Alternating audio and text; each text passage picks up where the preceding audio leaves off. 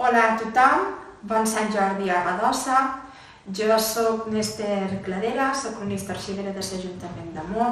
i a continuació us llegiré uns quants fragments de la novel·la de Josep Maria Quintana, Els Nicolaides. És una novel·la literària basada en la història d'una família de mariners i comerciants contextualitzada dins la Menorca de finals del segle XVIII i principis del segle XIX. Aquests fragments descriuen l'edifici Can Oliver. La construcció de la casa ocupà 15 mesos de feina intensiva a les ordres del mestre Vinent, atès que ja feia uns quants anys que el mestre Quintana havia mort. Fins a 20 homes treballaven diàriament a la fàbrica del moble que s'aixecava majestuós en aquell carrer nou que acabava d'obrir-se a extramurs de Maó, sobre un antic cementeri al qual palesava l'afany dels burgesos enriquits per deixar una empremta del seu poder econòmic dins aquella ciutat. De fet, no era un edifici singular el que, per a ell i la seva família, aixecà Jordi Nicolaides, amb una façana impregnada de contenció i d'equilibri, amb un disseny uniforme d'altures, de ritme d'obertures i també de cornises voluminoses, de remat i de textures de material i de color, però sí que era probablement el més ambiciós que fins aleshores s'havia aixecat.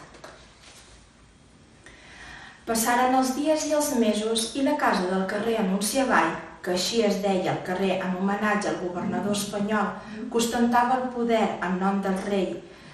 quan s'obrí, va finalment acabar-se. Tanmateix, hi mancava encara allò que, en opinió de Caterina, constituïa l'element principal de tot habitacle, l'element decoratiu, aquell que, a la fi, marca el bon gust i permet la distinció dels uns per damunt dels altres. A aquesta s'hi accedia a través d'una entrada definida per pilastres que suportaven una llinda decorada amb figures i capitells, la qual donava a un vestíbul ample i espaiós, presidit per una escala a la imperial que demanava a crits de ser decorada, com ho demanaven també molts altres espais, sobretot l'habitació destinada a servir de gabinet al seu propietari, el menjador amb vistes sobre un pati posterior assolellat i tranquil, la saleta de rebre a la qual s'accedia des del vestíbul i que, en planta baixa, donava al carrer, i per damunt de tots els altres elements la gran sala noble, situada en el primer pis, una habitació de sostre molt alt i de grans dimensions, amb 5 finestres, la del mig amb el balcó volat. Tabucchi va arribar una setmana després que els Nicolaides haguessin ocupat casa seva, i ho feu amb un contracte elaborat personalment per en Jordi que oferia al pintor una generosa quantitat alçada pel seu treball i unes dietes pel seu manteniment. I tot amb una exigència que era la condició sine qua non d'aquella comanda, l'exclusivitat. Giuseppe Tabucchi habitaria a l'illa de Menorca només el temps necessari per a dur a terme la seva obra artística, però partiria l'endemà mateix d'haver-la acabat i es comprometia a no decorar cap altra casa a Mó.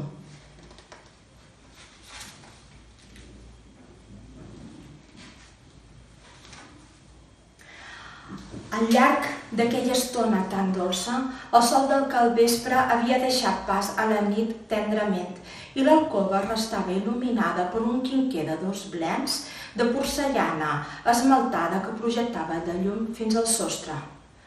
Caterina havia quedat sola després que el doctor hagués recomanat a tothom que la deixessin descansar i mirava en silenci aquella al·legoria del somni que havia pintat en el sostre Giuseppe Tabucchi,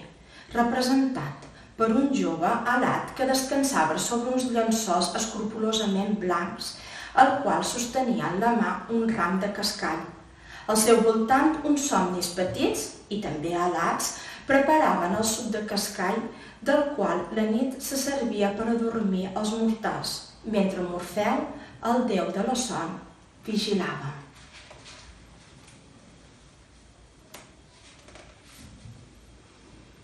Caterina riallera i enjogassada seguia el seu marit. Agafats l'un a l'altre, sortiren de l'alcova i enfilaren el gran replà des del qual podia contemplar-se el sostre que cobria tota la caixa de l'escala amb una representació de dos genis alats, la fama i el comerç, que sostenien un medalló circular rodejat de branques de palma i llaurer, en el centre del qual hi figurava una àncora, envoltada per una llegenda que deia Mobilitate viget viresque adquirit navigando, en una cara al·lusió a l'ofici del comerciant. Però en aquell ull d'escala feia fred i per això els esposos travessaren ràpidament el corredor elevat fins a arribar davant la porta de l'avantsala, que normalment romania tancada. Caterina agafà el pom de marfil amb la mà dreta i, com si tingués una mica de por, va obrir molt lentament la porta d'aquella avantsala que ella mateixa havia fet decorar amb temes mitològics.